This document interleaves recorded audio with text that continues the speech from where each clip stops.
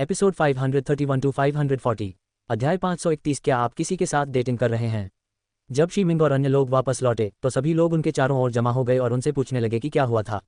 श्रीहान ने सभी को अपना अपना काम करने के लिए कहा और किसी को जियांग और शीमिंग को प्राथमिक उपचार देने के लिए कहा क्योंकि घोड़े से गिरने पर उन्हें चोट लग गई थी। जियामिंग को पहले इसका एहसास नहीं हुआ, लेकिन घोड़े से गिरने पर उसे बुरी तरह खरोंचें आईं और उसके हाथ से बहुत खून बह रहा था। सभी लोग सामान पैक करने में व्यस्त थे क्योंकि वे वापस जाने की योजना बना रहे थे। जीमिंग युआन लेई की सहायक को ढूंढने की कोशिश कर रही थी, लेकिन वह कहीं नजर नहीं आ रही थी। उसने फ्राउनिंग करते हुए जूलैन को फोन किया जो वापस जाने की व्यवस्था कर रही थी। जूलैन मुड़कर उसके पास गई और बोली, क्यों, क्या तुम्हें कुछ चाहिए? जियामिंग ने सिर हिलाकर पूछा, क्या आपने आज युआन लेई के सहायक को देखा? युआन लेई की सहायक, वह आज यहाँ आई थी? जूलैन ने हैरानी से पूछा। वह तुमसे मिलने नहीं आए? जीमिंग ने अपनी आवाज में थोड़ा संदेह जताते हुए पूछा। जूलैन ने सिर हिलाते हुए कहा, उनकी सहायक तो नहीं आए, लेकिन मैंने आज युआन लेई को शूटिंग के दौरान देखा। ये बहुत अजीब बात है कि आज उनका कोई सीन न होने के बावजूद वह सेट पर आईं। अपनी बात कहने के बाद जूलैन ने भौहें चढ़ाकर शीमिंग की ओर देखा। जब उसे शीमिंग के ऐसे सवाल पूछने का कारण समझ आया तो उसे अपनी बातों का छिपा अर्थ भी समझ आ गया। तुम भी यही सोच रहे हो ना? जूलैन ने भौहें उठाते हुए पूछा। जियामिंग ने अपनी आंखें झपकाते हुए कहा, मुझे ऐसा लगता है। जूलैन ने दांत पीसते हुए महसूस किया कि अगर युआन लेई ने सच में ऐसा किया है तो उसने हद पार कर दी है। लेकिन असल बात यह है कि उनके पास कोई सबूत नहीं है। तो फिर हमें क्या करना चाहिए? जूलैन ने गहरी सांस लेते हुए पूछा। जियामिंग ने जूलैन के तनावग्रस्त चेहरे को देखकर हल्की सी मुस्कान के साथ कहा, तुम्हें इस बात को लेकर इतना तनाव लेने की जरूरत नहीं है। हम इस बारे में बाद में सोचेंगे। जूलैन ने कड़वाहट से सिर हिलाया। युआन लेई अपनी सहायक के साथ शिया शहर लौट रही थीं। जैसे ही घोड़ा बेकाबू होकर दौड़ने लगा, वह तुरंत सेट छोड़कर चली गईं। वह उस ड्रामे का हिस्सा नहीं बनना चाहती थी जो शुरू होने वाला था और नहीं चाहती थी कि सब उस पर शक करें। हालांकि वह चिंतित थी क्योंकि जूलैन उसे पहले ही देख चुकी थी। उसने अपने सहायक की ओर देखा और पूछा, तुम पकड़े तो नहीं गए ना? क्या तुम्हें यकीन है कि दवा इतनी शक्तिशाली है कि उन्हें बुरी तरह घायल कर दे? उनकी सहायक गाड़ी चला रही थी और यह सवाल सुनकर उसने सिर हिलाकर सहमति दी। हाँ, ये दवा काफ़ी असरदार है और मुझे पूरा यकीन है कि शीमिंग को 1 या 2 फ्रैक्चर जरूर होंगे। अच्छा, लेकिन मैडम, शीमिंग के साथ साथ जियांग को भी चोट लगेगी। क्या सब ठीक रहेगा? क्या उसकी वजह से शूटिंग रोकनी नहीं पड़ेगी? युआन लेई ने होंठ सिकोड़ते हुए जवाब दिया, जियांग एक जवान और ताकतवर आदमी है। साथ ही उसे घुड़सवारी भी आती है, इसलिए मुझे पूरा यकीन है कि वह अपनी अच्छी तरह रक्षा करेगा। मुझे उससे कोई दिक्कत नहीं है, लेकिन उसकी बदकिस्मती है कि उसे शीमिंग के साथ यह सीन शूट करना पड़ा। उसने मुस्कुराते हुए अपने फ़ोन पर एक मैसेज टाइप किया। मैंने वही किया जो आपने मुझसे करने को कहा था। यह अच्छी बात है। मुझे यकीन है कि अब शीमिंग शूटिंग पर वापस जाने से बहुत डरेगी। साथ ही श्रीहान उसकी वजह से शूटिंग रुकने नहीं देंगे। युआन लेई जेनी का संदेश देखकर मुस्कुराए। वह दूसरी अभिनेत्री थी जिसने शीमिंग की हाई स्कूल की सबसे अच्छी दोस्त होने का दावा किया था, लेकिन युआन लेई जानती थी कि ऐसे दोस्त कितने खतरनाक हो सकते हैं। उसी ने उसे बताया था कि जीमिंग को घोड़ों से डर लगता है क्योंकि घुड़सवारी सीखते समय एक बार उसका पैर टूट गया था। तब से उसे घोड़ों से बहुत डर लगने लगा था, इसलिए उसे लगा कि उसे घुड़सवारी का बेहतरीन अनुभव देकर उस जगह को दिखाना दिलचस्प होगा। युआन लेई अभी भी इस तथ्य से अनजान थी कि चीज़ें उसकी उम्मीदों के मुताबिक नहीं घटीं। रात के लगभग 9 बज रहे थे जब शीमिंग अपने साथियों के साथ बस से शिया शहर पहुंची। पूरी यात्रा के दौरान वह सोती रही क्योंकि वह शारीरिक रूप से इतनी थक चुकी थी कि उसमें जागते रहने की कोई ऊर्जा नहीं बची थी। फ़ोन की घंटी बजने पर उसने धुंधली आंखों से अपनी आंखें खोलीं। ये ली वेई थी। उसने चारों ओर देखा और पाया कि सभी सो रहे थे। हेलो, उसने धीमी कर्कश आवाज में कहा। आप कहाँ हैं? उसने खिड़की से बाहर देखा और जवाब दिया, मुझे लगता है हम शहर में हैं। शायद मैं रात 10 बजे तक घर पहुंच जाऊंगी। वह ग्लोबल वर्ल्ड स्टेशन पर उतरने की योजना बना रही थी और वहां से टैक्सी लेकर घर जाने की सोच रही थी। तुम वैश्विक दुनिया में अपना धंधा शुरू करने वाले हो, है ना? उसने उदासीन स्वर में पूछा। और आप वहां से घर कैसे आने की योजना बना रहे हैं? अरे बिल्कुल, टैक्स। बोलते बोलते वह रुक गई जब उसे याद आया कि उसने उसे किसी भी प्रकार की टैक्सी लेने से मना किया है, खासकर रात में। इसके अलावा ग्लोबल वर्ल्ड के सामने उसका पहले ही अपहरण हो चुका है, वह उसे वहां से टैक्सी कैसे लेने दे सकता है? जब उसने उसे यह कहते सुना, मैं 15 मिनट में ग्लोबल वर्ल्ड पहुंच जाऊंगा, इसलिए वहां पहुंचकर मुझे फ़ोन कर लेना, तो वह कुछ नहीं बोली और मुस्कुरा दी। फ़ोन रखने के बाद उसने अपनी पट्टी बंधी हुई बांह को देखा। वह सोचने लगी कि इस पर उसकी क्या प्रतिक्रिया होगी। आधे घंटे की यात्रा के बाद वह आखिरकार सोंगशिन के साथ ग्लोबल वर्ल्ड स्टेशन पर उतरती है। उतरने से पहले श्रीहान ने उसे 1 दिन की छुट्टी लेने के लिए कहा। जियामिंग, आज तुम्हारे पास गाड़ी नहीं है ना? चलो मैं तुम्हें छोड़ देती हूँ। सोंगजिन ने पार्किंग से अपनी गाड़ी निकालने की तैयारी करते हुए कहा। कोई ज़रूरत नहीं, मुझे लेने कोई आ रहा है। आप वापस जा सकते हैं। जीमिंग ने हल्की सी मुस्कान दी क्योंकि उसने सड़क के उस पार ली वेई की कार देख ली थी। सोंगशिन ने अपने होंठ सिकुड़ते हुए हिचकिचाते हुए पूछा, जियामिंग, क्या तुम किसी के साथ डेटिंग कर रहे हो? मतलब, ये तुम्हारा अपना फैसला है, लेकिन तुम एक अनुबंध से बंधे हो। क्या तुम्हें इस बारे में सावधान नहीं रहना चाहिए? सोंगशिन को शीमिंग की शादी के बारे में कोई जानकारी नहीं है और उसने कंपनी के साथ जो अनुबंध किया है वह अन्य अनुबंधों से अलग है। जियामिंग मुस्कुराया और बोला, ऐसा नहीं है। आपको इसके बारे में चिंता करने की ज़रूरत नहीं है। मैं ऐसा कुछ भी नहीं कर रहा हूँ जिससे अनुबंध का उल्लंघन हो। सोंग शिना ने होंठ सिकोड़कर सिर हिलाया। एक सहायक होने के नाते वह केवल शीमिंग को उसके काम और कार्यक्रम में मदद कर सकती है। वह उसे किसी से मिलने जुलने के बारे में उपदेश देने या उसके डेटिंग जीवन को नियंत्रित करने में सक्षम नहीं है। अध्याय 532 में उसकी चाची हूँ। सोंग शिना के अपनी कार में चले जाने के बाद शीमिंग ने सड़क पार की और सड़क के दूसरी ओर खड़ी कार की ओर बढ़ा। उसने लापरवाही से कार का दरवाजा खोला और कार की पिछली सीट पर बैठ गई। जैसे ही वह कार के अंदर बैठी, लीवेई ने अचानक उसे अपनी ओर खींचा और अपने होंठ उसके होंठों पर रख दिए। वह इस बात से इतनी हैरान थी कि उसने अचानक ही उसे चूम लिया। शुक्र है कि कार में ड्राइवर नहीं था, इसलिए उसे कम शर्मिंदगी महसूस हुई। चुंबन तीव्र और भावुक था। उसके हाथ उसके शरीर पर घूमने लगे, उसकी सुडौल आकृति को महसूस करने लगे। दर्द से कराह उठी जब उसने उसकी कमर को कसकर पकड़ लिया। इससे पहले बस में उसे कमर में थोड़ा दर्द महसूस हो रहा था, लेकिन उसने उस पर ध्यान नहीं दिया था। लेकिन ऐसा लगता है कि उसकी कमर में भी चोट लगी है। जब उसने उसे और कसकर पकड़ा तो उसे अपनी बगलों में तेज दर्द महसूस हुआ। उसकी चीख सुनकर लीवेई चौंक गया। उसने चुंबन बीच में ही छोड़ दिया और चिंता से उसकी ओर देखा। हालांकि कार में इतना अंधेरा था कि वह उसे ठीक से देख नहीं पा रहा था। क्या हुआ? क्या तुम्हें कहीं चोट लगी है? जब उसने कुछ नहीं कहा तो उसने अपने होंठ सिकोड़ लिए। उसने हाथ बढ़ाकर कार की आगे की लाइटें खोल दीं। उसने उसे ध्यान से देखा और जब उसने उसके हाथ पर पट्टी देखी तो उसकी निगाहें गुस्से से भर गईं। उसका चेहरा पीला और बीमार सा था। उसने सावधानी से उसका हाथ अपने हाथ में लिया और चिंतित होकर पूछा, ये सब कैसे हुआ? क्या किसी ने तुम्हें चोट पहुंचाई? उसकी आवाज़ गहरी और ठंडी थी। जियामिंग ने अपने होंठ सिकुड़ते हुए दबे स्वर में कहा, कुछ नहीं, ज्यादा कुछ नहीं। शूटिंग के दौरान थोड़ी चोट लग गई थी, लेकिन उन्होंने इस तरह की बड़ी पट्टी लगा दी है। वह अजीब तरह से हंस पड़ी। वह बस इतना चाहती है कि वह उसके बारे में चिंता न करे। अगर उसे आज जो हुआ और जिसने किया उसके बारे में पता चल जाए तो वह उस व्यक्ति को बिल्कुल नहीं छोड़ेगा। उसे सिर से पैर तक देखते ही उसके चेहरे के भाव गंभीर हो गए। उसने खिड़की से बाहर देखा और कार से दूर खड़े ड्राइवर को आवाज़ दी, आओ और गाड़ी चलाओ। उसके ठंडे रवैये को देखकर जीमिंग ने अपने होंठ सिकोड़ लिए और आह भरी। ये सचमुच एक दुर्घटना थी। आज मेरी एक घोड़े के साथ शूटिंग थी और शूटिंग के दौरान घोड़ा बेकाबू हो गया और इधर उधर भागने लगा।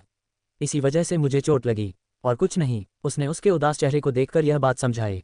उसकी बात सुनकर उसका ठंडापन थोड़ा कम हो गया, लेकिन कम से कम उसने उससे कुछ छिपाया तो नहीं। हमें अस्पताल ले चलो। उसने शीमिंग की ओर देखे बिना ड्राइवर को आदेश दिया। उसने होंठ सिकोड़ते हुए कहा, इसकी कोई ज़रूरत नहीं है। मेरे घावों का इलाज हो चुका है। मुझे बस थोड़ा आराम चाहिए और कुछ नहीं। हमें घर ले चलो, कहीं और नहीं। उसने उसकी बात अनसुनी कर दी और ड्राइवर को आदेश दिया। ड्राइवर दुविधा में था। लिवी ने आह भरी और कहा, तो हमें घर ले चलो। जियामिंग ने उसके समर्पण को देखकर मुस्कुराया और प्यार से उसे अपनी बाहों में भर लिया। मेरे पति सबसे अच्छे हैं। वह थोड़ा झुकी और उनके गाल पर हल्का सा चुंबन दिया। उसने उसकी तरफ नहीं देखा, लेकिन कार की मंद रोशनी में भी वह उसके चेहरे पर स्पष्ट मुस्कान देख सकती थी। तारांकन तारांकन तारांकन तारांकन। जी राजवंश। 3 दिन बाद महल के बाहर एक महिला खड़ी थी जिसका चेहरा पीला और मुरझाया हुआ लग रहा था। उसके कपड़े पसीने से भीगे हुए थे और वह असहाय दिख रही थी। शेनजिया ने अपने सामने विशाल द्वार को देखा और आह भरी। उसे यहाँ पहुंचने में उम्मीद से कहीं अधिक दिन लग गए। वहां खड़े गार्डों ने भौहें चढ़ाकर अधिकारपूर्ण और अभिमानी स्वर में पूछा, आप यहाँ क्या कर रहे हैं? महल के बाहर एक भिखारी को खड़ा देखकर उन्हें गुस्सा आ रहा था। भला ऐसा दिखने वाला व्यक्ति महल के सामने कैसे खड़ा हो सकता है? शेनजिया ने पहरेदारों की ओर देखकर कहा, मैं महारानी से मिलने आई हूँ। मैं उनकी मौसी हूँ। वहां खड़े पहरेदारों ने एक दूसरे की तरफ देखा और खिलखिलाकर हंस पड़े। हाँ, क्या आप महारानी से मिलना चाहती हैं? आप उनकी चाची हैं। क्या आप हमें बेवकूफ़ समझ रही हैं? दूसरे गार्ड ने सिर हिलाकर कहा, ये लो और कहीं और जाकर भीख मांगो। ये तुम्हारे लिए पैसे मांगने की जगह नहीं है। जाओ। उसने उस पर एक सिक्का फेंका और उसे जाने के लिए कहा। शेनजिया ने अपने होंठ सिकोड़ लिए और उसके चेहरे के भाव गंभीर हो गए। जैसे ही वह वापस जाने के लिए मुड़ी, उसकी पलकें भारी हो गईं और उसकी दृष्टि धुंधली हो गई। वह कमजोरी से जमीन पर गिर पड़ी। वहां खड़े पहरेदार उस समय चौंक गए जब वह अचानक जमीन पर गिर पड़ी। वह यहाँ क्यों गिरी? अब हमें उसके बारे में क्या करना चाहिए?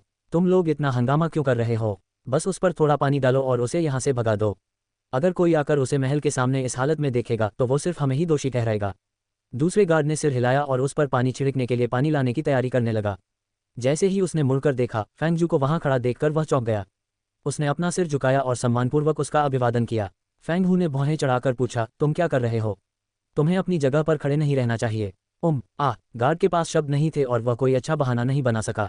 जैसे ही वह कुछ कहने वाला था, उसने दूसरे गार्ड को चिल्लाते हुए सुना, तुम क्या कर रही हो? पानी लाओ, जल्दी। ओह, ये औरत बहुत बदबूदार है। मैं इसके साथ नहीं रह सकती। शेनजिया ने कई दिनों से स्नान नहीं किया है और इस समय उसकी हालत किसी भिखारी से कम नहीं है। फेंगजू ने भौहें चढ़ाकर दूसरे गार्ड की ओर चलना शुरू किया। गार्ड ने उसे रोकने की कोशिश की, लेकिन फेंगजू ने उसकी बात नहीं सुनी। आप क्या कर रहे हो? फेंगजू की आवाज़ सुनकर पहरेदार चौंक गया। चूंकि फेंगजू सम्राट का अंगरक्षक है, इसलिए अन्य अंगरक्षकों के बीच उसकी प्रतिष्ठा सर्वोच्च है। इसलिए जब फेंगजू ने उन्हें पकड़ लिया तो वे डर गए। हम कुछ नहीं कर रहे हैं। यह पागल औरत अचानक बेहोश हो गई थी, इसलिए हम उसे जगाने की कोशिश कर रहे थे, शेनजिया को घसीटकर ले जा रहे गार्ड ने कहा। अध्याय 533 क्या वह सचमुच वापस जाना चाहती है या नहीं? गार्ड की बात सुनकर और ये देखकर कि महिला का चेहरा उसके बालों से ढका हुआ था और उसने पुराने और फटे हुए कपड़े पहने हुए थे, फेंगजू का माथा और भी सिकुड़ गया। वह बहुत दुखी लग रही थी। वह कह रही थी कि वह महारानी से मिलना चाहती है, इसलिए जब हमने उसका अनुरोध ठुकरा दिया तो वह अचानक गिर पड़ी और बेहोश हो गई। गार्ड ने हकलाते हुए कहा, महारानी, वह महारानी से मिलना चाहती है? क्यों? दूसरा गार्ड आगे आया और बोला, उसने कहा कि वह महारानी की चाची है। वह साफ झूठ बोल रही थी। महारानी की चाची ऐसी क्यों दिखेंगी? फेंगहू ने भौहें चढ़ाकर कहा, उसे जगाओ और उसे कुछ खाना खिलाकर जाने के लिए कहो। दूसरे गार्ड ने सिर हिलाया और शेनजिया के चेहरे पर पानी छिड़कना शुरू कर दिया। जैसे ही फेंगजू अंदर जाने ही वाली थी, उसे उसका निर्मल चेहरा दिखाई दिया। अब पानी की वजह से उसका चेहरा साफ हो गया था, इसलिए वह उसका चेहरा ठीक से देख पा रहा था। उसे देखकर उसका शरीर अकड़ गया। उसने इस महिला को पहले भी देखा था। क्या वह वही महिला नहीं है जिसने महारानी का इलाज किया था? जब झाओमिंग तालाब में गिर गया और बेहोश हो गया, तब शेनजिया के आने पर वह वहीं मौजूद था। उस समय शेनजिया ने उन्हें यह नहीं बताया कि वह झाओमिंग की चाची है और बस इतना कहा कि वह उसका इलाज कर सकती है। उस समय फेंगजू ने उसे देखा था। उसने उस महिला को जटिल निगाहों से देखा। उसने गहरी सांस ली और कहा, रुको, उसे जगाओ मत, बल्कि इस महिला को अंदर ले जाओ। उसने थोड़ी अनिश्चितता के साथ कहा, क्या आप चाहते हैं कि हम इस महिला को अंदर ले आएं? ये सुनकर पहरेदार हैरान रह गए कि फेंगजू चाहती थी कि वे इस महिला को अंदर ले जाएं। हाँ, ओह, अभी इन्हें अतिथि कक्ष में ले चलो, मैं थोड़ी देर में वापस आता हूँ। उन्होंने आदेश देकर मुड़कर अंदर चले गए। अंडरस्को। गार्ड अभी भी सदमे में थे, लेकिन उन्होंने उसके द्वारा कही गई हर बात का पालन किया। अल्पविराम। फेंगजू जी चेंग के अध्ययन कक्ष में जाकर उन्हें अभी अभी हुई घटना के बारे में बताने गई। क्या तुम कह रहे हो कि जिस महिला ने उस समय झाओमिंग का इलाज किया था, वह दावा कर रही है कि वह झाओमिंग की चाची है? फेंगजू से सब कुछ सुनकर जी चेंग चौंक गया। फेंगजू ने होंठ सिकोड़कर सिर हिलाया। उसने यह फैसला पहले ही ले लिया था, क्योंकि जी चेंग उस महिला को ढूंढने की कोशिश कर रहा था, लेकिन उसे सफलता नहीं मिल रही थी। आखिरकार उस लड़की की वजह से ही झाओमिंग अब सुरक्षित है। जी चेंग ने भी कभी झाओमिंग की चाची से व्यक्तिगत रूप से मुलाकात नहीं की थी, इसलिए वह निश्चित नहीं था कि यह सही है या नहीं। वह महिला अब कहाँ है? महामहिम, मैंने पहरेदारों को आदेश दिया है कि वे इस महिला को फिलहाल अतिथि कक्ष में ले जाएं। मुझे ये कदम स्वयं उठाने के लिए खेद है, लेकिन मैंने सोचा कि अगर वह वास्तव में महारानी की चाची हैं, तो हम उन्हें इस तरह जाने नहीं दे सकते। जी चेंग ने सिर हिलाकर कहा, तुमने सही किया, चलो फिर अतिथि कक्ष में चलते हैं। साथ ही किसी से कहो कि झाओमिंग को भी अतिथि कक्ष में बुला ले। फेंगजू ने सिर हिलाया और जी चेंग के पीछे पीछे अध्ययन कक्ष से बाहर निकल गई। जी चेंग अतिथि कक्ष के बाहर झाओमिंग का इंतजार कर रही थी। वहीं अंदर नौकरानियां शेनजिया के कपड़े बदलने में मदद कर रही थीं। उसे अभी तक ये नहीं पता कि वह झाओमिंग की चाची है या नहीं, लेकिन जब कोई कुछ नहीं कर सकता था तब उसने झाओमिंग का इलाज किया था, इसलिए वह इसके लिए हमेशा उनका आभारी रहता है। और अगर वह सचमुच उसकी चाची हैं, तो उनके साथ सम्मानपूर्वक व्यवहार करना उसके लिए और भी महत्वपूर्ण हो जाता है। महाराज, पीछे से एक मधुर आवाज़ सुनकर वह अपने विचारों से बाहर आ गया। जब उसने झाओमिंग को अपनी ओर आते देखा तो वह मुड़ा और मुस्कुराया। आपने मुझे यहाँ क्यों बुलाया? क्या आपको किसी बात पर चर्चा करनी है? वह इस बात से असमंजस में थी कि जब कोई मेहमान नहीं था तो जी चेंग ने उसे अतिथि कक्ष में क्यों बुलाया। उसने अपने होंठ सिकोड़ते हुए कहा, हाँ, मैंने तुम्हें इसलिए बुलाया क्योंकि मैं चाहता हूं कि तुम किसी से मिलो। किसी से मिलना है? किससे? कुछ देर पहले एक महिला महल में तुम्हें ढूंढते हुए आई थी। उसने कहा कि वह तुम्हारी चाची है। अंडरस्को। झाओमिंग उसके शब्दों को सुनकर स्तब्ध रह गई। चाची? झाओमिंग की चाची? जी चेंग ने उसके हैरान चेहरे को देखकर आगे कहा, जब तुम तालाब में गिर गई थी और बेहोश हो गई थी, तब भी उसने ही तुम्हारा इलाज किया था। इससे उसे यकीन हो गया कि वह महिला वाकई शेनजिया ही है, क्योंकि झाओमिंग के चाचा ने भी उसे बताया था कि शेनजिया ने ही झाओमिंग को उसकी दुनिया में भेजा था। तो फिर वह अब कहाँ है? झाओमिंग ने स्तब्ध होकर पूछा। वह हमेशा शेनजिया से मिलना चाहती थी और वापस जाना चाहती थी, लेकिन अब जब वह सचमुच यहाँ है तो उसे समझ नहीं आ रहा था कि उसे इस पर कैसी प्रतिक्रिया देनी चाहिए। फेंगजू ने उसे अतिथि कक्ष में भेज दिया है, इसीलिए मैंने आपको यहाँ बुलाया है ताकि आप उससे मिल सकें। और अब जब आपको अपनी यादें वापस मिल गई हैं, तो आप ये भी पुष्टि कर सकते हैं कि वह वास्तव में आपकी चाची है या नहीं। उसने कुछ नहीं कहा और अपने होंठ सिकोड़ लिए। उसने बस हल्के से सिर हिलाया और जी चेंग के पीछे पीछे अंदर चली गई। जब वे कमरे में दाखिल हुए तो शेनजिया बिस्तर पर सो रही थी। वह पहले से ज़्यादा साफ सुथरी और बेहतर दिख रही थी। झाओमिंग उसकी ओर बढ़ी और यह जानकर दंग रह गई कि यह सचमुच उसकी चाची है। अपनी याददाश्त वापस आने के कारण उसके लिए लोगों को पहचानना बहुत आसान था। क्या ये सचमुच तुम्हारी चाची हैं? जी चेंग उसके करीब गई और धीमी आवाज़ में पूछा। उसने अपने निचले होंठ दबाए और सिर हिलाया। हाँ, वह मेरी चाची हैं, लेकिन वह इस हालत में कैसे हैं? हालांकि नौकरानियों ने शेनजिया के कपड़े बदल दिए और उसे साफ कर दिया, लेकिन उसका रंग पीला पड़ गया था और वह बेहद कमज़ोर दिख रही थी। हमें भी नहीं पता, जब वह महल में आई थी तब उसकी यही हालत थी। झाओमिंग को उसकी हालत देखकर असहज महसूस हुआ। हालांकि उसे अभी भी नहीं पता कि शेनजिया सचमुच उसे वापस भेज पाएगी या नहीं। और मुख्य सवाल यह है कि क्या वह वाकई वापस जाना चाहती है या नहीं। अध्याय 534 आप शी मिंग है ना? जी चेंग ने झाओमिंग की ओर देखा और धीमी आवाज में कहा, मैंने शाही डॉक्टर को उसकी जांच के लिए बुलाया है। हालांकि अगर आप उसकी जांच करना चाहते हैं तो आप कर सकते हैं। झाओ मिंग ने उसकी बातें सुनकर मुश्किल से अपनी बात कही। उसकी खैरियत पूछनी है, लेकिन कैसे? वह चिकित्सक नहीं है। भले ही उसके पास झाओ मिंग की याददाश्त है, लेकिन उसकी प्रतिभा नहीं है। वह झाओ मिंग की तरह नाड़ी जांचने की कोशिश कर सकती है, लेकिन उसे कोई फर्क नहीं दिखता। सिर्फ इसलिए कि उसके पास झाओ मिंग की यादें हैं, इसका मतलब यह नहीं है कि उसके पास उसकी इंद्रियां और प्रतिभा भी हैं। उसने गहरी सांस ली और बोली, कोई बात नहीं, शाही डॉक्टर को उसकी जांच करने दीजिए। मेरी तबीयत ठीक नहीं है, इसलिए मुझे नहीं पता कि मैं ठीक से कर पाऊंगी या नहीं। उसने तुरंत झूठ बोल दिया। जी चेंग ने चिंता से उसकी ओर देखा और पूछा, तुम्हें क्या हुआ? तुम्हारी तबीयत क्यों ठीक नहीं है? अंडरस्को, मुझे बस थोड़ा सा सिर दर्द है। मुझे डर है कि अगर मैं इस हालत में उसकी जांच करूंगी तो इससे निदान पर असर पड़ सकता है। उसे पक्का नहीं पता था कि उसने उसकी बात पर विश्वास किया या नहीं। महाराज, शाही चिकित्सक आ गए हैं। जी चेंग के कुछ कहने से पहले ही फेंग जू ने बाहर से घोषणा की। डॉक्टर के अंदर आने और शेन जिया की नब्ज जांचने पर उसने राहत की सांस ली। उसकी जांच करने के बाद उसने जी चेंग की ओर मुड़कर कहा, महाराज, इस महिला ने कई दिनों से ठीक से भोजन नहीं किया है, इसीलिए वह बेहद कमजोर है। ऐसा लगता है कि वह काफी दूर तक चली है, जिसके कारण उसके पैर में छाले पड़ गए हैं। मैंने उसके घावों पर दवा लगा दी है। अगर वह मेरे द्वारा दी गई दवा पी लेगी तो कुछ दिनों में वह ठीक हो जाएगी। जी चेंग ने सिर हिलाया और उसे बाहर भेज दिया। झाओ मिंग ने शेन जिया के पीले पड़े चेहरे को देखा और अपने होंठ सिकोड़ लिए।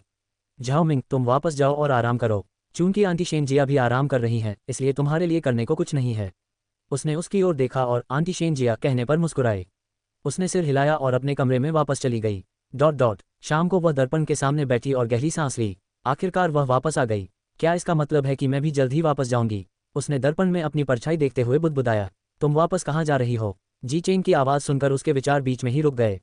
वह मुड़ी और जबरदस्ती मुस्कुराए। अरे, मैं अपने कमरे में वापस जाने के बारे में सोच रही थी। घबराहट में उसके मन में जो भी ख्याल आया उसने कह दिया। उसने भौहें चढ़ाकर पूछा, क्यों? क्या आपको ये कमरा पसंद नहीं है? अरे, मेरा मतलब है, आप व्यस्त होने के कारण यहाँ ज़्यादा नहीं रुकते, इसलिए मुझे पूरा दिन यहाँ बिताना थोड़ा उबाऊ लगता है। उसने अपनी बात को संभालने की कोशिश की। तो मेरी महारानी शिकायत कर रही हैं कि मैं तुम्हें पर्याप्त समय नहीं देता। उसने पीछे से उसे गले लगाया और उसकी गर्दन पर सिर रखकर हल्के हल्के चुंबन दिए। उसने अनजाने में अपना सिर एक तरफ झुकाया, लेकिन वह कड़वी मुस्कान दे रही थी। जी चेंग, अगर एक दिन मैं कह दूं कि मैं वो झाओ मिंग नहीं हूं जिसे तुम पहले प्यार करते थे, तो तुम क्या करोगे? उसने धीमी आवाज में पूछा। उसने उसके अजीब व्यवहार को महसूस करना बंद कर दिया और पूछा, तुम्हारा क्या मतलब है? भले ही तुम्हारा व्यक्तित्व बहुत बदल गया हो, लेकिन मैं अब भी तुम्हें पसंद करता हूं क्योंकि तुम मेरी महारानी हो। गिरने पर उसके चेहरे के भाव भी बदल गए। तो तुम्हें सिर्फ मेरा चेहरा ही पसंद है? अगर एक दिन मैं तुमसे कहूं कि तुम्हारी झाओ मिंग तालाब में गिरने से मर गई और मैं कोई और हूं, तो तुम क्या करोगे? उसने गंभीरता से उसकी आंखों में देखते हुए कहा। वह कुछ मिनट तक चुप रहा और बस असमंजस भरी निगाहों से उसे देखता रहा। हाँ, तुम क्या कह रही हो? क्या तुम फिर से वो बेकार के उपन्यास पढ़ रही हो? इसीलिए तो तुम ऐसे बोल रही हो। झाओ मिंग, मैंने तुम्हें कितनी बार कहा है कि उन उपन्यासों को मत पढ़ो, वे बिल्कुल बेकार हैं। उसे लगा कि वो बकवास कर रही है, इसलिए वह हंस पड़ा। उसने होंठ सिकोड़ते हुए कहा, जी चेंग, मैं सच कह रही हूँ। अगर ऐसा हुआ तो तुम क्या करोगे? जब तुम्हें पता चलेगा कि मैं वो झाओ मिंग नहीं हूँ जिसे तुम पहले जानते थे, तब तुम क्या करोगे? उसने उसकी तरफ देखा और कहा, झाओ मिंग, मजाक करना बंद करो। ऐसा कैसे हो सकता है? ये सब तो सिर्फ उपन्यासों में ही हो सकता है, असल जिंदगी में ऐसा कभी नहीं होता। अंडरस्को। झाओ मिंग ने आगे कुछ नहीं कहा और बोली, मैं नहाने जा रही हूँ। उसे बात करने का मन नहीं था क्योंकि उसके दिल में एक अजीब सी बेचैनी थी। जी चेंग उसे घूर रही थी और उसे लगा कि वह कुछ अजीब तरह से व्यवहार कर रही है। वह गुस्से में क्यों दिख रही है? अगली सुबह झाओ मिंग शेन जिया से मिलने अतिथि कक्ष में गया। अंदर जाने से पहले वह हिचकिचाई, लेकिन अंत में वह कमरे में दाखिल हो गई। जब वह कमरे में दाखिल हुई तो शेन जिया जाग चुकी थी और बिस्तर पर बैठी थी। उसने अच्छे कपड़े पहने हुए थे और कल से बेहतर दिख रही थी। कुछ आवाज़ सुनकर शेन जिया ने दरवाजे की ओर मुड़कर देखा। उसने होंठ सिकोड़ लिए और उदासीनता से झाओ मिंग को घूरने लगी। वह बिस्तर से उठी और कमजोरी से कमरे में रखी मेज की ओर चली। झाओ मिंग ने कुछ नहीं कहा और चुपचाप और थोड़ी कमजोर सी दिख रही शेन जिया को देखता रहा। जैसे ही शेन जिया कुर्सी पर बैठी, उसने झाओ मिंग की ओर देखा और कहा, तुम वहां क्यों खड़े हो? आओ और यहाँ बैठो। उसकी आवाज़ कमजोर थी, लेकिन झाओ मिंग उसकी आवाज़ में प्रभुत्व महसूस कर सकता था। झाओ मिंग ने अपने होंठ सिकुड़े और हिचकिचाते हुए शेन जिया के सामने बैठ गई। कुछ क्षणों की चुप्पी के बाद शेन जिया ने कहा, आप शी मिंग हैं, है ना? अंडरस्को # अध्याय 535 पुनर्जन्म। शेन जिया की बातें सुनकर झाओ मिंग का मुंह थोड़ा सा खुल गया। वह अचंभित होकर शेन जिया को देखती रही और घबराकर बोली, तुम मेरा नाम जानती हो? मतलब, क्या तुम मुझे जानती हो? कैसे? शेन जिया के होंठ ऊपर की ओर मुड़े और उसने कहा, मैं तुम्हें नहीं जानती। मैंने तो बस यही मान लिया कि तुम शी मिंग हो। चूंकि झाओ मिंग तुम्हारे शरीर में प्रवेश कर गया था, इसलिए मेरे लिए ये सोचना स्वाभाविक था कि तुम यहाँ आए होगे। शेन जिया ने अपने होंठ सिकुड़े और झाओ मिंग के शरीर में मौजूद शी मिंग को घूर कर देखा। ओह, तो आपको पता है कि झाओ मिंग मेरे शरीर में है? उसने धीमी आवाज में कहा, लेकिन क्या मैं पूछ सकती हूँ कि आपने झाओ मिंग को मेरे शरीर में क्यों भेजा और मुझे इस दुनिया में क्यों लाया? पिछली बार आपके पति ने मुझसे कहा था कि इन सवालों का जवाब सिर्फ आप ही दे सकते हैं। शेनजिया ने अपने होंठ सिकुड़े और आह भरी। मैंने तुम्हें इस दुनिया में नहीं लाया। मैंने तो सिर्फ झाओ मिंग को दूसरी दुनिया में भेजा था, लेकिन तुम खुद इस दुनिया में आए। जब मुझे किसी से पता चला कि महारानी कोमा से जाग गई हैं, तो मुझे आश्चर्य हुआ। इसलिए मैंने अनुमान लगाया कि तुम ही शी मिंग हो सकते हो। जब वह दूसरी दुनिया में लीवेई से मिली थी, तो उसे उसकी पत्नी का असली नाम पता चला था। इसलिए जब उसने सुना कि झाओ मिंग जाग गया है, तो उसने ये संभावना सोची कि शायद शी मिंग झाओ मिंग के शरीर में हो। अंडरस्को झाओ मिंग ने भौहें चढ़ा ली, क्योंकि उसे लगा कि शेनजिया के शब्द पहले से कहीं अधिक जटिल थे। मुझे आपकी एक भी बात समझ नहीं आ रही है। क्या आप कृपया सब कुछ सरल भाषा में समझा सकते हैं? शेनजिया ने अपनी आंखें बंद कर लीं और कहा, जब झाओ मिंग तालाब में गिरी तो मुझे पता था कि उसकी मृत्यु हो जाएगी, क्योंकि यही उसका भाग्य था। हालांकि मुझे एक ऐसी किताब मिली जिसमें किसी भी अभिशाप के प्रभाव को तोड़ने का तरीका बताया गया था। मैंने बेहोशी की हालत में झाओ मिंग पर वह अनुष्ठान आजमाया। उस पुस्तक में लिखा था कि यह अनुष्ठान किसी को भी किसी भी अभिशाप से मुक्त कर सकता है। यह उन्हें शांति प्रदान करेगा और उनके नए सफ़र, नए जीवन की ओर ले जाएगा। हालांकि इसके बाद मुझे जो कुछ याद है वो ये है कि मैं तुम्हारी दुनिया में जाग उठा। 21वीं सदी में वहीं मैंने झाओ मिंग को तुम्हारे शरीर में देखा और लीवेई को भी। इससे पहले मुझे कभी पता नहीं था कि किताब झाओ मिंग को दूसरी दुनिया में भेज सकती है, और वो भी भविष्य में। लेकिन जब मैंने लीवेई को देखा तो मुझे समझ आया कि झाओ मिंग की आत्मा वहां क्यों गई थी। वह हल्की सी मुस्कुराए। अंडरस्को झाओ मिंग की आंखें बड़ी बड़ी हो गईं और उसने पूछा, तुम मेरी दुनिया में आ गए? सचमुच? शेनजिया ने सिर हिलाया और उसके बाद कुछ नहीं कहा। तो फिर मेरा क्या तुमने मुझे इस दुनिया में नहीं लाया? शेनजिया ने अपने होंठ सिकोड़कर कहा, मैंने नहीं किया। तो फिर मैं यहाँ कैसे हूँ? मैं यहाँ क्यों हूँ? शेनजिया ने अपने होंठ सिकोड़ लिए, क्योंकि उसे भी इस सवाल का जवाब नहीं पता था। वह समझ सकती है कि झाओ मिंग शी मिंग के शरीर में गया था, क्योंकि लीवेई का चेहरा उस व्यक्ति से बिल्कुल मिलता जुलता है। लेकिन जी मिंग का क्या? वह यहाँ क्यों है? मुझे भी यकीन नहीं है। शेनजिया ने बेबसी से आह भरी। शेनजिया को घूरते हुए झाओ मिंग के चेहरे के भाव उतर गए। आपने कहा था कि लीवेई को देखने के बाद आपको समझ आ गया कि झाओ मिंग मेरे शरीर में क्यों प्रवेश किया। क्या आप मुझे बता सकते हैं कि आपने ऐसा क्यों कहा? शेनजिया चुप रही और उसे देखती रही, सोच रही थी कि उसे यह बात कहनी चाहिए या नहीं। कृपया मुझे बताएं, शायद हम इस प्रश्न का उत्तर भी ढूंढ सकें। शेनजिया ने आह भरी और कहा, ठीक है, लेकिन ये बहुत लंबी कहानी है। क्या आप वाकई इसे सुनना चाहते हैं? अंडरस्को क्या तुम मजाक कर रहे हो? क्या तुम्हारे अलावा मेरे पास कोई और विकल्प है? झाओ मिंग ने सिर हिलाया और सीधा बैठ गया। झाओ मिंग एक शापित बच्ची है। जब वह अपनी माँ के गर्भ में थी तभी हमें पता चल गया था कि वह शापित है। शापित? झाओ मिंग ने अपनी बाहें ऊपर उठाईं, क्योंकि उसे समझ नहीं आ रहा था कि इसका उनकी आत्मा के आदान प्रदान से क्या संबंध है। शेनजिया ने सिर हिलाते हुए कहा, आपने मेरे पति से सुना ही होगा कि हम शेन बहनें सामान्य नहीं हैं। हम ऐसी चीज़ें देख सकती हैं जो दूसरे नहीं देख सकते, और ऐसे काम कर सकती हैं जो दूसरे नहीं कर सकते। झाओ मिंग ने उसकी बातें सुनकर हल्के से सिर हिलाते हुए अपने होंठ सिकोड़ लिए। झाओ मिंग के साथ मौजूद श्राप की काली ऊर्जा बहुत प्रबल थी। हमारी शक्तियों के कारण हमें पता चला कि बच्चे का भाग्य सुखद नहीं होने वाला था। झाओ मिंग की मां ने श्राप को दूर करने की पूरी कोशिश की, लेकिन इससे उनका शरीर और कमजोर हो गया। अंततः उसे जन्म देने के बाद उनकी मृत्यु हो गई। शेनजिया ने आह भरते हुए कहा, सब कुछ ठीक था, लेकिन जब झाओ मिंग ने महल में शादी की तो उसका जीवन नरक बन गया। उसे अपने पति का प्यार नहीं मिला और वह इस आलीशान महल में अकेली रह गई। अंततः उसकी मृत्यु होनी ही थी। आखिरकार पानी में डूबकर मरना ही उसका भाग्य था, क्योंकि यही श्राप का अंतिम परिणाम था। हालांकि मेरी वजह से हालात बदल गए। मैंने श्राप की दिशा बदलने की कोशिश की, जिसके परिणामस्वरूप वह तुम्हारी दुनिया में आ गई। शेनजिया रुकी और झाओ मिंग की ओर देखकर पूछा, तुम जानना चाहते थे कि मैंने लीवेई को क्यों पहचाना, है ना? झाओ मिंग ने सिर हिलाया। क्योंकि मैंने उसे कई बार अपने सपनों में देखा है। जब मैं इस अभिशाप को तोड़ने का तरीका ढूंढने की कोशिश कर रहा था, तब मुझे झाओ मिंग के पिछले जीवन के बारे में कई सपने दिखाई दिए, और उन दृष्टियों में मैंने एक ऐसे व्यक्ति को देखा जिसका चेहरा हूबहू लीवेई जैसा था। इसी वजह से मैं उसे आसानी से पहचान पाया। सौभाग्य से पुनर्जन्म के बाद भी उसका चेहरा वैसा ही है। पुनर्जन्म? आपका मतलब है कि लीवेई का झाओ मिंग के पिछले जन्म से किसी तरह का संबंध है? झाओ मिंग ने हैरानी से पूछा। उसे यकीन नहीं हो रहा कि वह इतनी बेतुकी कहानियां सुन रही है, लेकिन इस समय तो वह किसी भी बात पर यकीन कर सकती है। आखिरकार आत्माओं का आदान प्रदान, पुनर्जन्म और श्राप जैसी बातें उसके लिए इतनी आम हो गई हैं। झाओ मिंग का सवाल सुनकर शेनजिया ने सिर हिलाकर सहमति जताई। झाओ मिंग ने अपने होंठ सिकोड़कर पूछा, पिछला जीवन? क्या आप झाओ मिंग के पिछले जीवन के बारे में भी जानते हैं? शेनजिया ने कुछ नहीं कहा और कुछ सोचते हुए झाओ मिंग को घूरती रही। अध्याय 536 जी चेंग का क्या होगा? शेनजिया कुछ सोचते हुए झाओ मिंग को घूर रही थी। सोचते सोचते उसकी भौहें तन गईं। जिया मिंग, शेनजिया ने उसे देखते हुए पुकारा। जब उसने अचानक उसे उसके असली नाम से पुकारा तो झाओ मिंग अचंभित रह गई। हाँ, क्या आपको जी मिंग के रूप में अपना आखिरी पल याद है? मेरा मतलब है कि आपको अपने आखिरी जीवन के बारे में आखिरी बात क्या याद है? झाओ मिंग ने शेनजिया को हैरानी से देखा और सोचा कि उसने इतना अजीब सवाल क्यों पूछा। मुझे अपने आखिरी पलों के बारे में बस इतना ही याद है कि पानी था। मेरी मौत स्विमिंग पूल में डूबने से हुई। मुझे लगता है किसी ने मुझे पानी में धकेल दिया था। झाओ मिंग ने उस पल को याद करने की कोशिश करते हुए कहा। दुर्भाग्यवश उसे अपने आखिरी पलों के बारे में ठीक से याद नहीं है। उस दिन क्या हुआ था या उसे किसने धक्का दिया था? कुछ भी याद नहीं, उसे बस इतना याद था कि वह स्विमिंग पूल के किनारे खड़ी थी और किसी ने उसे धक्का दिया था। शेनजिया ने झाओ मिंग को घूरते हुए अपनी भौहें से कुड़ी। शेनजिया के हाव भाव देखकर झाओ मिंग ने पूछा, क्यों, क्या कोई समस्या है? शेनजिया ने अपने होंठ सिकोड़ लिए और कोई जवाब नहीं दिया। उसने अपनी आंखें बंद कर लीं और कुछ नहीं बोली। झाओ मिंग पूरे समय चुप रहा और बस शेनजिया को देखता रहा। कुछ समय बीत गया और उसने अपनी आंखें तक नहीं खोलीं। अचानक शेनजिया ने अपनी आंखें खोली जिससे झाओ मिंग डर गया। आह, उसने मुझे डरा दिया। झाओ मिंग ने अपनी घबराहट को शांत करने के लिए अपना हाथ अपनी छाती पर रख लिया। शेनजिया ने झाओ मिंग की ओर देखा और आह भरी। मैंने कभी नहीं सोचा था कि किस्मत ऐसा मजाक कर सकती है। शेनजिया ने मुस्कुराते हुए झाओ मिंग की ओर देखते हुए गहरी आह भरी। तुम्हारा क्या मतलब है? क्या कोई समस्या है? उसे समझ नहीं आ रहा था कि शेनजिया अचानक इतनी दार्शनिक क्यों हो गई। तुम जानना चाहते थे कि तुम और झाओ मिंग की आत्माएं क्यों बदल गईं? और अगर ऐसा होना ही था तो सिर्फ तुम ही क्यों, है ना? झाओ मिंग ने अपनी बाहें उठाईं और जल्दी से सिर हिलाया। वह इस तथ्य को लेकर वाकई उत्सुक थी। ऐसा इसलिए है क्योंकि तुम दोनों एक ही भाग्य से जुड़े हो। ऐसा इसलिए है क्योंकि तुम जीमिंग झाओ मिंग के पुनर्जन्म थे। इसलिए जब तुम मृत्यु के कगार पर थे तो उसकी आत्मा तुम्हारे शरीर में प्रवेश कर गई। शेनजिया ने बिना किसी भाव के कहा। पुनर्जन्म? मैं? झाओ मिंग का मुंह सदमे से खुला रह गया क्योंकि उसे इस तथ्य को पचाने में मुश्किल हो रही थी। शेनजिया ने सिर हिलाया। शेनजिया की बातें सुनकर झाओ मिंग का सिर भारी होने लगा।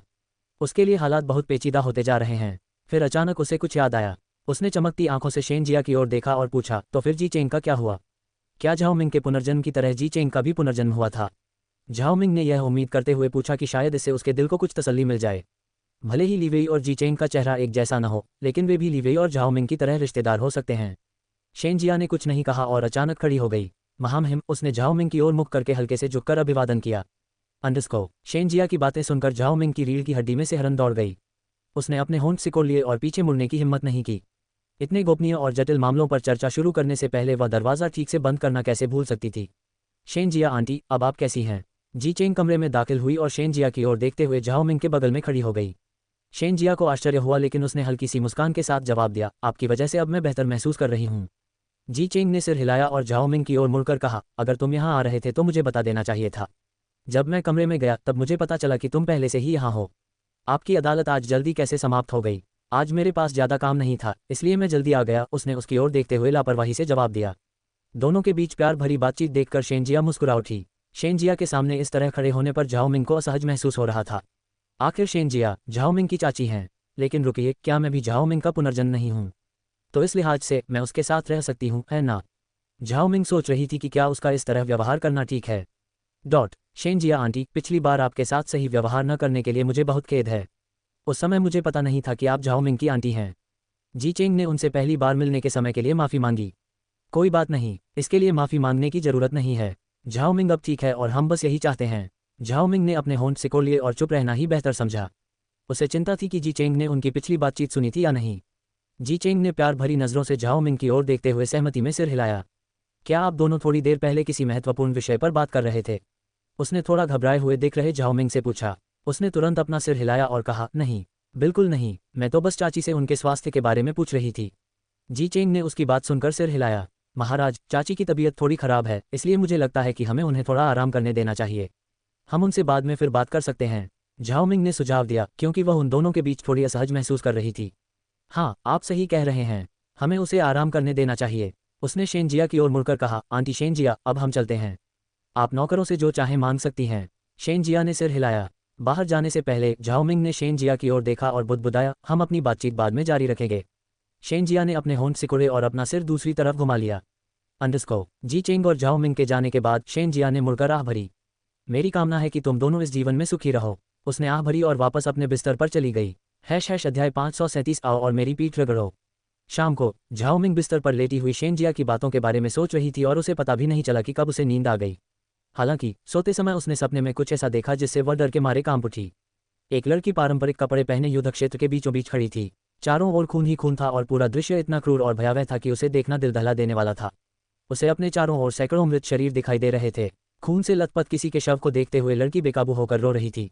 लड़की को रोते हुए देखकर झाओ मिंग के दिल में एक तीखा दर्द उठा और उसकी आंखों से लगातार आंसू बहने लगे। वह उस आदमी का चेहरा देखने की कोशिश कर रही थी, लेकिन खून के कारण वह चेहरा पहचान में नहीं आ रहा था।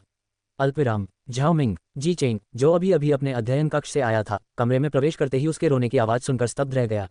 वह जल्दी से उसके पास गया और देखा कि वह पसीने से तरबतर थी और बेकाबू होकर रो रही थी। उसकी आंखों से आंसू बह रहे थे। वह कांप रही थी और अपने हाथों में चादर को कसकर पकड़े हुए थी। झाओमिंग उठो, झाओमिंग, उसने उसे जगाने की कोशिश की। उसकी पलकें फड़फड़ाईं और उसने धीरे धीरे अपनी भारी पलकों वाली आंखें खोलीं। उसने अपने होंठ सिकुड़े और अपने दिल में अनकही भावनाओं के साथ उसकी ओर देखा। उसकी आंखों में आंसू भर आए और वह उसे घूरते हुए फिर से सिसकने लगी। क्या हुआ, तुम इतना क्यों रो रही हो? उसे इस तरह बेबस होकर रोते देख वह चिंतित हो गया। कुछ देर बाद जब वह शांत हो गई तो वह उठकर बैठ गई और उसने उसे अपनी बाहों में भर लिया। अब बताओ क्या हुआ, उसने धीमी आवाज़ में पूछा और अपनी आस्तीन से उसके आंसू पोंछे। उसने होंठ सिकोड़ते हुए धीमी आवाज़ में कहा, मुझे लगता है मैंने एक बुरा सपना देखा, लेकिन वह इतना दुखद था कि मैं रोने से खुद को रोक नहीं पाई। उसने उसकी पीठ थपथपाई और पूछा, तुमने उस सपने में क्या देखा? उसने कुछ नहीं कहा और उसे और कसकर गले लगा लिया। उसे ऐसा करते देख उसने अपने होंठ सिकोड़ लिए। वह समझ गया था कि वह इस बारे में बात नहीं करना चाहती, इसलिए उसने उसे मजबूर नहीं किया। रात का खाना खाने के बाद जीचेंग नहा रही थी जबकि झाओमिंग अपनी मिठाई खा रही थी। झाओमिंग, वह मुड़ी और बाथरूम की ओर देखने लगी जहां से वह उसका नाम पुकार रहा था। क्यों? उसने चिल्लाकर जवाब दिया क्योंकि उसे समझ नहीं आ रहा था कि वह बाथरूम से उसे क्यों बुला रहा है। झाओमिंग, उसने उसे फिर से पुकारते हुए सुना। उसने अपने होंठ सिकोड़े और उठकर बाथरूम की ओर चल पड़ी। बाहर खड़ी होकर वह चिल्लाई, क्यों? तुम मुझे बार बार क्यों फ़ोन कर रहे हो? क्योंकि मुझे तुम्हारी याद आ रही थी। झाओमिंग को अचानक ऐसा महसूस हुआ जैसे सैकड़ों तिलचिट्टे उसके शरीर पर रेंग रहे हों। उसके शब्द इतने घिसे पिटे थे। इस आदमी को क्या हो गया है? उसने उसकी बातों को नज़रअंदाज करने की कोशिश की और वापस बिस्तर पर जाने का फैसला किया। तभी उसने उसे दोबारा बुलाया। झाओमिंग, क्यों? उसने शाही छवि बनाए रखने की कोशिश करते हुए गुस्से में चिल्लाकर कहा। अपनी तथाकथित छवि को बनाए रखने के लिए अपने गुस्से और अपशब्दों पर काबू रखना बहुत मुश्किल है। आओ और मेरी पीठ रगड़ दो। उसका चेहरा अचानक लाल हो गया, पता नहीं गुस्से से या शर्मिंदगी से। मैं तुम्हारी पीठ क्यों रगड़ूं? बस जल्दी से नहा लो और बाहर आ जाओ। वह बाथटब में अपने शरीर को भिगो रहा था और जब उसने उसकी बातें सुनी तो मुस्कुरा उठा। क्या तुम सचमुच चाहते हो कि मैं जल्दी आऊं? उसने अर्थपूर्ण लहजे में पूछा। हाँ, जल्दी आओ, मुझे भी नहाना है, उसने बिना ज्यादा सोचे समझे कहा। जैसे ही वह बिस्तर पर जाने के लिए मुड़ी, बाथरूम का दरवाजा खुला और उसे अंदर खींच लिया गया। जब उसने अचानक उसे बाथरूम में खींच लिया तो वह आश्चर्य से चीख पड़ी। उसने उसके पीछे दरवाजा बंद कर दिया और उसे दरवाजे से सटाकर धक्का दिया। उसने अपना एक हाथ उसके चेहरे के पास दरवाजे पर रखा और दूसरे हाथ से उसकी कमर पकड़ी हुई थी। झाओमिंग का मुंह आश्चर्य से खुला रह गया जब उसने उसके बेहद खूबसूरत चेहरे को देखा। उसके बाल गीले थे और आधे नग्न होने के बावजूद वह बेहद आकर्षक लग रहा था। वह उसे विस्मय से देखती रही। उसकी भटकती निगाहें उसके निचले हिस्से पर आकर रुक गईं, जो पतले रेशमी कपड़े से ढका हुआ था। वह पानी में भीगा हुआ था और वह उसकी मजबूत मांसपेशियों वाली टांगें देख सकती थी। उसकी आंखें उसके शरीर के एक खास हिस्से को देखने की कोशिश कर रही थीं, लेकिन उसने अपनी उंगली उसकी ठोड़ी पर रख दी और उसे ऊपर अपने चेहरे की ओर देखने के लिए मजबूर कर दिया। वह ऐसा व्यवहार क्यों कर रहा है जैसे मैं कोई विकृत मानसिकता वाला व्यक्ति हूँ? क्या मुझे ही बाथरूम में नहीं खींचा गया था? जी चेंग ने उसकी हैरान आंखों को देखा और मुस्कुराते हुए कहा, लगता है मेरी महारानी को मेरी कमी मुझसे कहीं ज्यादा खल रही थी। जब उसने महसूस किया कि उसकी उंगली उसके चेहरे को कामुकता से सहला रही है तो उसने मुश्किल से अपनी सांस रोकी। क्या वह मुझे बहकाने की कोशिश कर रहा है? उसकी आंखों में दिख रहे भाव को देखकर उसने अपने होंठ सिकोड़ लिए। अगर हाँ, तो वह इसमें वाकई बहुत अच्छा है। उसने गहरी सांस ली और उसकी निगाहों को नज़रअंदाज करना बंद कर दिया। उसने सीधे उसकी आंखों में देखा और मुस्कुराए। उसकी मोहक मुस्कान ने उसे एक पल के लिए स्तब्ध कर दिया। तुम सही कह रहे हो, मुझे तुम्हारी कमी तुमसे ज्यादा खल रही थी। आखिरकार तुम तो अपनी दूसरी प्रेमिकाओं को संभालने में व्यस्त थे, उसने उत्तेजक लहजे में कहा। उसकी बातें सुनकर उसकी मुस्कान गायब हो गई। उसे लगा कि वह नाराज है और वह घबरा गया और उसने समझाने की कोशिश की, मैं नहीं हूँ, मैं किसी के साथ व्यस्त नहीं था। शश कहते हुए उसने अपनी उंगली होठों पर रखी और अचानक उसका हाथ पकड़कर उनकी स्थिति बदल दी। जी चेंग उस समय हैरान रह गया जब उसने अचानक उनकी स्थिति बदल दी और अब उसकी पीठ दरवाजे से लगी हुई थी जबकि उसने अपना हाथ उसके चेहरे के पास दरवाजे पर रख दिया था। तो श्रीमान सम्राट, मेरे द्वारा दरवाजे से सटाए जाने पर आपको कैसा लग रहा है? उसने उसकी ओर देखते हुए आंख मारी। अध्याय 538 आपको रोने की अनुमति नहीं है। जब उसने उनकी स्थिति बदली तो जी चेंग दंग रह गया। उसकी नंगी पीठ दरवाजे से लगी हुई थी जबकि वह आराम से खड़ी थी और बेहद खूबसूरत और आकर्षक लग रही थी। उसका दाहिना हाथ उसके चेहरे के पास दरवाजे पर रखा था और बायां हाथ उसकी कमर पर था, ठीक वैसे ही जैसे वह उसे थोड़ी देर पहले पकड़े हुए था। वह स्तब्ध रह गया लेकिन जल्द ही अपनी हैरानी से बाहर आ गया। इस महारानी के पास दिखाने के लिए अभी बहुत कुछ बाकी है। उसके होठों पर शरारती मुस्कान आ गई और उसने पूछा, मुझे लगता है अच्छा लग रहा है। तुम तो हर नई चीज़ आजमाते रहते हो, है ना? वह खिलखिला कर हंस पड़ी और बोली, कभी कभी इस तरह रहना कितना रोमांचक होता है ना? इस तरह हम अपने रिश्ते में रोमांच को लंबे समय तक बनाए रख सकते हैं। उसने सिर हिलाया और कहा, तुम सही कह रही हो। हम इस स्थिति में हैं तो क्या तुम्हें वही नहीं करना चाहिए जो मैं पहले करने वाला था? ये कहते हुए उसने उसे आंख मारी। उसे अचानक अपने कान के निचले हिस्से लाल होते हुए महसूस हुए। वह हमेशा उसे एक बुजुर्ग व्यक्ति समझती थी, लेकिन इसके बावजूद वह कुछ मामलों में बहुत प्रगतिशील है। उसने अपना गला साफ किया और कुछ कहने ही वाली थी कि अचानक वह उनके बीच की दूरी कम करते हुए अपने ठंडे होंठ उसके नम होठों पर रख दिए। उसका एक हाथ उसकी कमर पर था और दूसरा उसके सिर पर। उसने उसकी कमर पर अपनी पकड़ मजबूत की और उसे अपनी ओर खींच लिया, जिससे उनके शरीर एक दूसरे से चिपक गए। उसके होंठ थोड़े ठंडे थे क्योंकि वह पहले नहा चुका था। उसने उसके नम होठों को चूसा जिससे वह आनंद से कांप उठी। उसे महसूस हुआ कि उसके हाथ उसकी पीठ पर घूम रहे हैं जबकि उसके होंठ उसके मुंह में प्रवेश करने की कोशिश कर रहे थे। पहले तो वह थोड़ी चौंक गई, लेकिन अंत में उसने भी हार मान ली। उसने मुस्कुराते हुए उतनी ही शिद्दत से उसके चुंबन का जवाब दिया। चुंबन की शुरुआत कोमल थी, लेकिन जल्द ही वह भावुक हो गया। वह उसके आधे नग्न और गीले शरीर से निकलती गर्मी को महसूस कर सकती थी, जिससे उसके कपड़े भी गीले हो गए। उसकी जीभें उसकी जीभों से खेलने लगीं और जल्द ही उसे सांस लेने में तकलीफ होने लगी। जब उसने उसकी जीभ काट ली तो वह कराह उठा, जिससे उन्हें चुंबन तोड़ना पड़ा। हौंफते हुए उसने शरारती मुस्कान बिखेरी। वह जोर जोर से हौंफ रही थी और बोली, इसीलिए किसी बेबस व्यक्ति को नहीं छेड़ना चाहिए। वह उस तरीके का जिक्र कर रही थी जिस तरह से वह उसे जाने नहीं दे रहा था जब वह हौंफ रही थी और सांस लेना चाहती थी। उसने अपने होंठ सिकुड़े और आंखें छोटी करते हुए पूछा, क्या ऐसा है? ये अहम, वह सिसकते हुए बोली जब उसने अचानक उसे अपनी ओर खींचा और उसकी गर्दन पर काट लिया। उसके हाथ उसके पूरे शरीर पर घूमने लगे, जिससे वह आनंद से कांप उठी। उसे लगा जैसे उसके पैर जवाब दे रहे हों। जब उसने महसूस किया कि उसके हाथ उसकी पोशाक को खोलने की कोशिश में खींच रहे हैं, तो वह सदमे से अपनी आंखें खोल बैठी। तुम क्या कर रहे हो? उसने हैरानी से कहा। उसकी प्रतिक्रिया देखकर वह थोड़ा हैरान हुआ। उसने मासूमियत से उसकी ओर देखा और पूछा, क्या मैंने कुछ गलत किया है? उसके बेहद मासूम चेहरे के भाव देखकर उसने अपने होंठ सिकोड़ लिए। नहीं, बिल्कुल नहीं, लेकिन अगर ऐसा ही चलता रहा तो वह जल्द ही गर्भवती हो जाएगी। उसके सुंदर चेहरे और उसके चेहरे पर दिख रहे मासूम भावों को देखकर उसने आह भरी।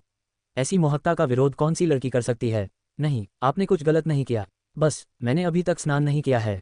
बस यही बात है, उसने शर्माते हुए कहा। वह हंसा और उसे अपने करीब खींचते हुए बोला, तुम्हें इसकी चिंता करने की ज़रूरत नहीं है। हम साथ में नहा सकते हैं। इतना कहते ही उसने उसे अपनी बाहों में उठा लिया और बड़े से बाथटब की ओर चल पड़ा। वह आश्चर्य से चीख पड़ी और उसने अपनी बाहों को उसकी गर्दन के चारों ओर लपेट लिया। उसने अपने कपड़े पहने हुए थे जबकि उसने अपने निचले शरीर पर केवल रेशमी कपड़ा लपेटा हुआ था। आगे क्या होने वाला है ये सोचकर उसके गाल चेरी जैसे लाल हो गए। बाथटब की ओर चलते हुए भी उसने उसे लगातार चूमना जारी रखा। बाथटब के पास पहुंचकर वह उसे पानी में डालने ही वाला था कि उसने उसे रोक दिया। इंतजार, अब क्या? मैंने कपड़े पहने हुए हैं, ऐसे में ये गीले हो जाएंगे, उसने मुंह बनाते हुए कहा। वह हंसा और बिना किसी बात का इंतजार किए उसे बाथटब में लिटा दिया। तो फिर उन्हें रहने दो, इस तरह ज़्यादा मज़ा आएगा, उसने शरारती मुस्कान के साथ कहा। उसने अपने होंठ सिकुड़े और देखा कि वह भी उसके साथ बाथटब में उतर गया। बाथटब इतना बड़ा था कि उसमें 5 से ज़्यादा लोग समा सकते थे। उसके लिए तो यह एक मिनी स्विमिंग पूल जैसा था। वह अपनी जगह पर खड़ी रही जबकि वह उसके पास गया और टब में बैठ गया। उसने उसकी तरफ देखा और हाथ हिलाते हुए कहा, आओ और मेरी पीठ रगड़ दो। क्या वो चाहता है कि वो बस उसकी पीठ रगड़ दे? जब उसने अचानक उसकी कलाई पकड़ी और उसे नीचे खींच लिया तो उसे लगा कि उसका रक्तचाप बढ़ रहा है। आप क्या कर रहे हो? उसकी पीठ उसकी छाती से लगी हुई थी और वह उसकी गर्दन पर चुंबन करते हुए जगह जगह निशान छोड़ रहा था। उसके होंठ उसकी गर्दन पर चल रहे थे जबकि उसके हाथ उसके वस्त्र को उतारने की कोशिश में लगे हुए थे। तुम मेरी पीठ नहीं रगड़ना चाहती है ना? तो चलो मैं तुम्हारी पीठ रगड़ने में तुम्हारी मदद करता हूँ, उसने बेशर्मी से उसके स्तनों की मालिश करते हुए कहा। वह कराह उठी जब उसके एक हाथ ने उसके गुप्तांगों की मालिश की। उसे अपने निचले शरीर में कुछ गर्म सा महसूस हो रहा था जिससे उसका दिमाग सुन्न हो रहा था, जबकि उसका दूसरा हाथ उसकी पोशाक खोलने की कोशिश कर रहा था। कुछ ही देर में उनका लबादा उतार दिया गया और फिर उनके भीतरी वस्त्र भी। जब वह उसकी बाहों में आराम कर रही थी और वह सारा काम कर रहा था, तब उसके हाथ अनियंत्रित रूप से उसके शरीर पर घूम रहे थे। उसने उसे घुमाया और उसके होंठों पर अपने होंठ रख दिए, उसके मीठे स्वाद का आनंद लेते हुए। चुंबन करते समय उसका हाथ नीचे गया और उसकी जांघों के भीतरी हिस्से को सहलाने लगा, जिससे वह उसकी बाहों में कांप उठी। जब उसने उसकी योनि को छुआ तो वह सिहर उठी और उसकी सिसकी को उसने अनसुना कर दिया। पानी में होने के बावजूद उन्हें तापमान बढ़ता हुआ महसूस हो रहा था। बाथरूम में 1 घंटे से अधिक समय बिताने के बाद जीचेंग ने झाओ मिंग को बिस्तर तक पहुंचाया। उसने उसे नाइट रोब पहनने में मदद की और उसे सावधानीपूर्वक बिस्तर पर लिटा दिया। वह इतनी थक गई थी कि हिल भी नहीं पा रही थी, इसीलिए उसने उसे कपड़े बदलने में मदद की। उसने उसे प्यार से देखा और उसके माथे पर प्यार से चूमा। तुम्हें रोने की इजाज़त नहीं है, चाहे सपने में ही क्यों ना हो। अध्याय 539 रक्त। कुछ दिन बीत गए क्योंकि झाओ मिंग हरम से संबंधित कामों में व्यस्त था और उसके पास शेन जिया से उसके कमरे में मिलने का समय नहीं था। आज सुबह उनकी जियाशी के साथ बैठक थी जिसमें महीने के अंत में होने वाली बैठक में सबसे अधिक उत्पादक पत्नी के रूप में पुरस्कृत की जाने वाली पत्नी के बारे में चर्चा की गई। जियाशी की रिपोर्ट में अन्य पत्नियों द्वारा की गई सभी गतिविधियों की जांच करने के बाद झाओ मिंग खुश थी क्योंकि काम उसकी अपेक्षा से पहले ही समाप्त हो गया था। उन्हें किसी न किसी गतिविधि में व्यस्त रखने के लिए पुरस्कार देना एक अच्छा विचार था। इस तरह इस महीने पत्नियों की ओर से कुछ ही शिकायतें आईं और उनमें से अधिकांश ने अपने रवैये पर ध्यान देना शुरू कर दिया। इसके अलावा चून की वेंजू को महल के पीछे स्थित सुनसान कक्ष में भेज दिया गया था, इसलिए जियाओली भी चुप थी। मैडम, अब हम कहाँ जा रहे हैं? लूशी ने झाओ मिंग के पीछे चलते हुए पूछा। वे अभी अभी जियाशी के कक्ष से निकले थे और झाओ मिंग मुख्य महल की ओर जाते हुए नहीं दिख रहे थे। झाओ मिंग ने लूशी की ओर देखकर जवाब दिया, तुम वापस जाओ, मैं आंटी शेन जिया से मिलने जा रहा हूँ। ओह, तो क्या आप चाहते हैं कि मैं कुछ स्नैक्स ले आऊँ? झाओ मिंग ने सिर हिलाकर कहा, कोई ज़रूरत नहीं, आप जाए। साथ ही मुझे बाकी सभी रानियों को सूचित करने में मदद कीजिए कि परसों माह के अंत में बैठक होगी, इसलिए समय पर पहुंचिएगा, अन्यथा जो भी देर से आएगा उसे मैं दंडित करूंगी। लूशी ने सिर हिलाया और अपना काम करने चली गई। अंदर आएं। झाओ मिंग ने शेनजिया के दरवाजे पर दस्तक दी और उसकी अनुमति मिलने के बाद अंदर प्रवेश किया। इस बार उसने सावधानीपूर्वक दरवाजा बंद किया और शेनजिया की ओर देखा, जो पिछली बार की तुलना में बेहतर दिख रही थी। उसके चेहरे की रौनक लौट आई है और वह पिछली बार की तुलना में अधिक स्वस्थ और खुशमिजाज दिख रही है। तुम फिर आ गए। शेनजिया चाय पी रही थी और उसने झाओ मिंग की ओर देखा, जो हठपूर्वक उसके सामने वाली कुर्सी पर बैठा था। जी हाँ, क्या मैंने यह नहीं कहा था कि हम अगली बार अपनी बातचीत जारी रखेंगे? शेनजिया ने उसकी बातों को अनसुना करते हुए अपनी चाय पी ली। तो पिछली बार हम कहाँ थे? झाओ मिंग ने अपने हाथों को कसकर पकड़ा और अपनी आखिरी बातचीत को याद करने की कोशिश की। हाँ, मैंने आपसे पूछा था कि क्या जी चेंग का आधुनिक युग में झाओ मिंग की तरह पुनर्जन्म हुआ है या नहीं। झाओ मिंग ने घुमा फिराकर बात किए बिना सीधे सवाल पूछ लिया। शेनजिया ने अपनी क्रिया रोक दी और बगल से उसकी ओर देखा। वास्तव में तुम जानना चाहते हो? झाओ मिंग ने सिर हिलाया। आप सही कह रहे हैं, झाओ मिंग की तरह जी चेंग का भी पुनर्जन्म हुआ है। सच में? तो फिर आधुनिक समय में जी चेंग कौन है? ये सुनकर झाओ मिंग आश्चर्यचकित और प्रसन्न हुआ। शेनजिया ने आह भरी और कहा, ये लिवेई था, जी चेंग का पुनर्जन्म। ये सुनकर झाओ मिंग चौंक गई। उसने मुंह खुला रखकर शेनजिया की ओर देखा और अचरज से उसे घूरने लगी। रुको, तो लिवेई जी चेंग का पुनर्जन्म है? आपका मतलब है आपने झाओ मिंग को जी चेंग से लिवेई भेजा? क्यों? झाओ मिंग काफी असमंजस में था। और अगर वह झाओ मिंग का पुनर्जन्म थी और लिवेई जी चेंग का, तो फिर उनके बीच कभी प्रेमपूर्ण संबंध क्यों नहीं रहा? शेनजिया ने झाओ मिंग की ओर देखा और उसकी चिंताओं को समझ गई। क्या तुम श्राप के बारे में भूल गए? श्राप उन्हें अलग रखने के लिए था। श्राप के कारण झाओ मिंग और जी चेंग एक दूसरे से इतना प्यार करने के बावजूद कभी भी प्रेमपूर्ण संबंध नहीं बना पाए। इसी तरह गंभीर मतभेदों के बिना भी आपके और लिवेई के बीच कभी शांतिपूर्ण संबंध नहीं रहे। शेनजिया ने सरल शब्दों में समझाया, जिससे झाओ मिंग सदमे में आ गया। रुको, लेकिन तुम्हें कैसे पता चला कि लिवेई और मेरे बीच कभी कोई गंभीर झगड़ा नहीं हुआ? जहां तक मुझे याद है मैंने तुम्हें अपने बारे में कुछ नहीं बताया। शेनजिया ने अपनी भौहें उठाईं और मुस्कुराए। मैंने ज़्यादा कुछ नहीं किया, बस पिछले 2 दिनों से ध्यान लगाकर तुम्हारे अतीत के बारे में पता लगाने की कोशिश कर रही थी। झाओ मिंग ने हैरानी से शेनजिया को देखा, क्योंकि उसे लगा कि शेनजिया सचमुच एक मानसिक शक्ति वाली महिला है। तो श्राप के कारण ही झाओ मिंग और मेरे अपने जीवनसाथियों के साथ पहले कभी अच्छे संबंध नहीं थे, है ना? विशेष रूप से अपने प्रियजनों के साथ। शेनजिया ने सिर हिलाया और समझाया, आपको शायद ये हास्यास्पद लगे, लेकिन ये सच है, और इस श्राप को तोड़ने का तरीका सीखने में मुझे सालों लग गए। सौभाग्य से जिस दिन झाओ मिंग तालाब में गिरा वह पूर्णिमा का दिन था। इसी वजह से अनुष्ठान का प्रभाव अधिक शक्तिशाली और सफल रहा। हालांकि शेनजिया ने चिंता से झाओ मिंग की ओर देखते हुए थोड़ी देर रुककर कहा। झाओ मिंग ने अपनी बाहें उठाकर पूछा, लेकिन क्या? मुझे लगा था कि झाओ मिंग के तुम्हारे लोक में जाने के बाद श्राप का प्रभाव सफलतापूर्वक रुक गया था, लेकिन अब तुम भी यहाँ हो और मुझे चिंता हो रही है कि क्या ये श्राप वास्तव में समाप्त हुआ है या नहीं। इसका मतलब क्या है? जब मैंने यह अनुष्ठान किया तब मुझे नई दुनिया या पुनर्जन्म के बारे में बिल्कुल भी जानकारी नहीं थी। मेरा इरादा आपको यहाँ लाने का नहीं था, लेकिन ऐसा लगता है कि जब आपकी आत्मा ने आपका शरीर छोड़ा तो आपने पुनर्जन्म के चक्र से मुक्त होना नहीं चुना। इसके बजाय आपने इस दुनिया में रहने और अपने प्रिय व्यक्ति के साथ रहने का चुनाव किया। आपके प्रेम और इच्छाशक्ति के बल पर ही आप इस दुनिया में आए और झाओ मिंग के शरीर में जागृत हुए। शेनजिया ने गंभीरता से कहा। झाओ मिंग ने उसकी बातें ध्यान से सुनते हुए अपने होंठ सिकोड़ लिए। शेनजिया ने झाओ मिंग के अचंभित चेहरे को देखकर कहा, काफी पेचीदा है ना? झाओ मिंग ने सिर हिलाया। तुम्हें जल्द ही पता चल जाएगा कि मैं क्या कहना चाह रहा हूँ। झाओ मिंग ने शेनजिया को अजीब भावों से देखा। उसके लिए सब कुछ बहुत जटिल था। हालांकि इन सब बातों के बीच वह इस तथ्य को जानकर खुश थी कि जी चेंग और वह अतीत के माध्यम से एक दूसरे से जुड़े हुए हैं। लीवी उसके पिछले जन्म में उसका पति था, लेकिन उसके साथ उसके कभी अच्छे संबंध नहीं थे। हालांकि जी चेंग के साथ उसे आखिरकार एहसास हुआ कि कोई ऐसा है जो उससे प्यार करता है। उसके दिल में जो अपराधबोध था वह अब इस खुशी में बदल गया है कि जी चेंग और वह भाग्य से एक दूसरे से जुड़ गए हैं। अरे, मैं तुम्हें एक बात बताना भूल गई। झाओ मिंग ने शेनजिया की ओर देखा, तभी उसे अचानक कुछ याद आया। शेनजिया ने अपनी बाहें उठाईं और झाओ मिंग की ओर देखा। कुछ दिन पहले मुझे एक बहुत ही अजीब और निराशाजनक सपना आया था। उस सपने में मैंने हर जगह खून देखा। उस सपने के बारे में सोचते ही झाओ मिंग को दुख हुआ और उसने अपने होंठ सिकोड़ लिए। खून? शेनजिया ने उसके ये शब्द सुनकर भौहें चढ़ा लीं। आगे की कहानी सुनाने के लिए एम स्टोरी वर्ल्ड को सब्सक्राइब करो।